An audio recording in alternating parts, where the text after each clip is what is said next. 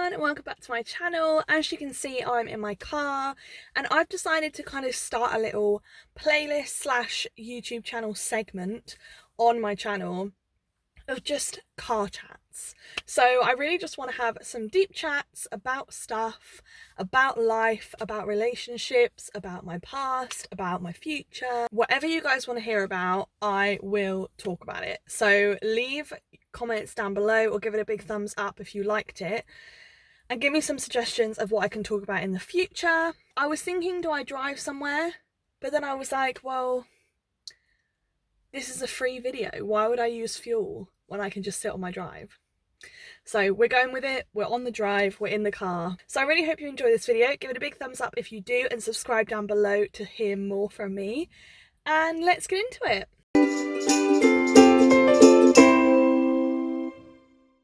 So just kind of like a backstory very briefly. I met my husband when I was 16. Met him again the following year when I was 17, and that's when we started dating. He proposed when I was 19 and we got married when I was 20. I'm now 23. My name's Lauren, in case you haven't gathered that and you're new to the channel. Hi, welcome. My name's Lauren. I'm currently 23, so we got married 3 years ago. So I wouldn't change anything about our relationship, about our journey and how we got to this point. I'm so grateful and so blessed to be in the position that I'm in and that we're in. But that doesn't mean it wasn't hard, you know. Teenage Lauren had a lot of struggles, and today we're going to talk about them, and I hope that you can relate to them. I hope that you learned something if you are kind of the age that I was when this was all happening to me. And yeah, I really hope you enjoy it. So we're going to go all the way back to 11-year-old Lauren. Yeah, 11-year-old Lauren. I know. 11. But I'd moved to my new school, and I was a definite early bloomer. Like, I started my period when I was 9, so I had a whole load of hormones in me. I didn't really fully understand. Everything was kind of going a bit crazy, emotionally, mentally. I just was very all over the place. And part of these emotions and hormones were very directed towards boys. And as I got older, obviously the closer I got to each person, the more I started to understand about life, then the harder it would be to kind of get over them or not be hurt by them or by myself. Now, I think it's important to note before I get into any more, I think it's important to note that I am a super emotional person. My husband describes me as intense. So, sorry to those guys back in the day. I was pretty intense. Just to throw it out there, I'm super blessed and really grateful that I never stepped over any major physical boundaries with anyone other than my husband. I had all my firsts with my husband, which I'm super thankful for. But emotionally and mentally, each guy that I kind of emotionally and mentally got involved with had a huge part of my heart at the time. And therefore had a huge part of my emotions and kind of controlled unknowingly a lot of my emotions because I would let them. Now, I was super blessed to be in a really small Christian private school, so nothing major ever happened, which I'm super thankful for because I definitely feel like if I wasn't in that environment, something could have happened to me. I threw myself into feelings for these guys. Like, I would be absolutely head over heels in love with them, and I mean in love to the point of what I understood at that age. You know, obviously it's very different being married and having that kind of love. It was definitely not that kind of love back then, but from my understanding of what love was, it definitely felt like I was in love with them. Even in that scenario, my emotions would massively outweigh theirs, and then it would, but I knew that, but I just wanted the attention. I wanted to be loved in that way. I wanted to be in a relationship. I wanted a boyfriend. I wanted a husband. I wanted a marriage and children. And like, that was my main goal in life. So I didn't really look at these boys in like kind of a, okay, they may be using me, or they're not treating me very well, or anything like that. I just was like, I don't care if they back off, I'm just gonna push further. Like, yeah, it was bad. It basically got to a point with one person, I think, where a teacher actually banned me from being around them because they got so annoyed with me. I feel like I've kind of said enough about that. I liked a lot of guys.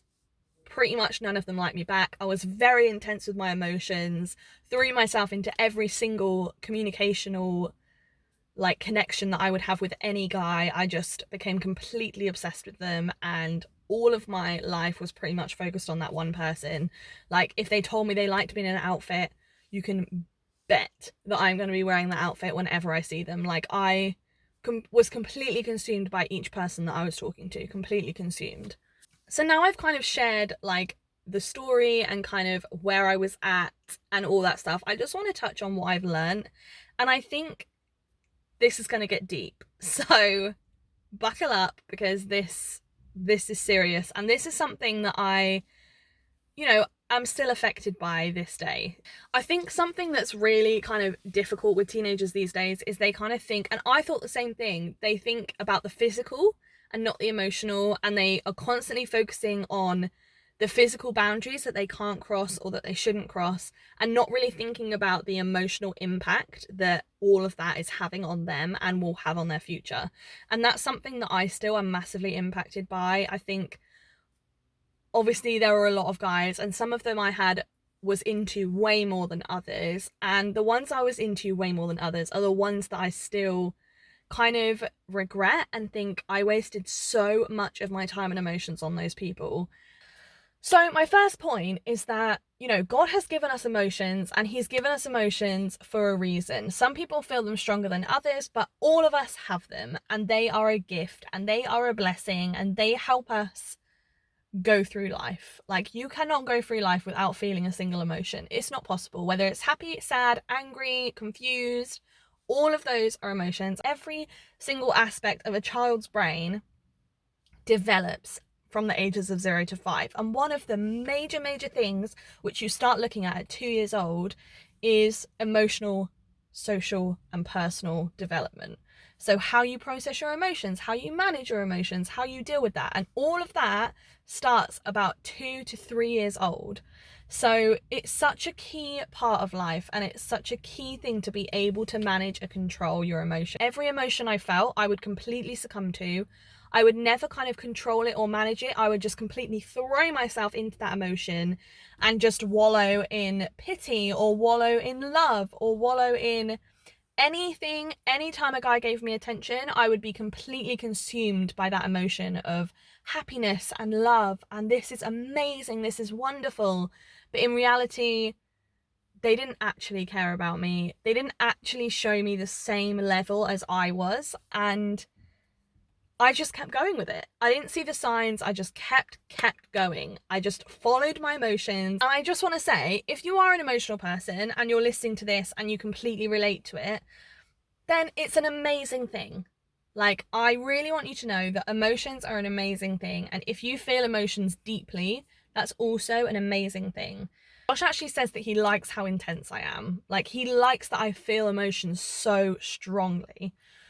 But as I get older, I'm learning better how to manage and control them, but that doesn't mean I don't feel those emotions strongly still. Learning how to control them and manage them is definitely key to your teenage years and the rest of your life. Once you start to dig deep into that and you start to learn to manage and control them, it will become a lot easier. And even as a happily married woman, I still think back to those times and wish that I did things differently, and I still have regrets, and I still have those feelings come back to me in a negative way that I then have to deal with, even now, for things that happened maybe even 10 years ago. So just because it's not physical, and just because you've not stepped over that physical boundary, doesn't mean that you're not going to be affected by it. Like, emotions still play a huge part in your life and in your future. No matter when you feel them, no matter how you feel them, it is going to have an impact on you. So I honestly say that if you spend some time focusing and learning about your emotions and about yourself and how you deal with them and how you can control and manage them, then it really will make a huge difference on your future. And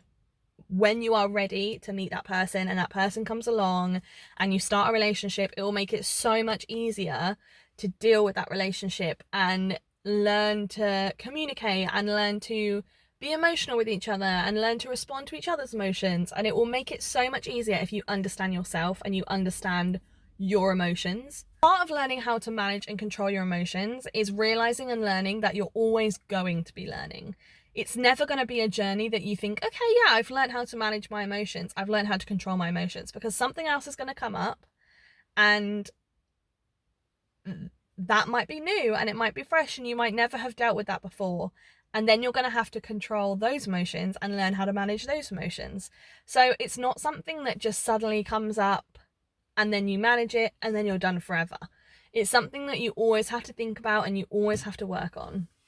So if you've watched this and you're a Christian, I really encourage you to pray about it. I think learning how to trust God with stuff and trust God to be in control rather than yourself is something that will benefit you in every area of your life, not just in relationships or in dating or in marriage. It's something that you will find really helpful forever, because there's always going to be something in your life that you need to hand over to God and trust Him with, because nothing is ever in your control. As much as you want it to be, and as much, trust me, as much as I want stuff to be in my control, it never is going to be. It's always going to be in God's control.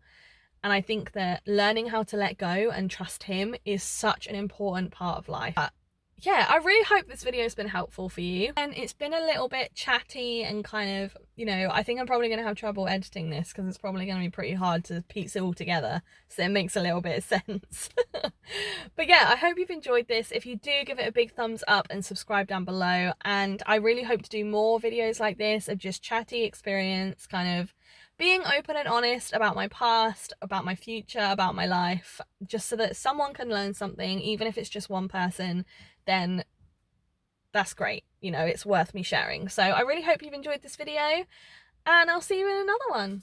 Bye.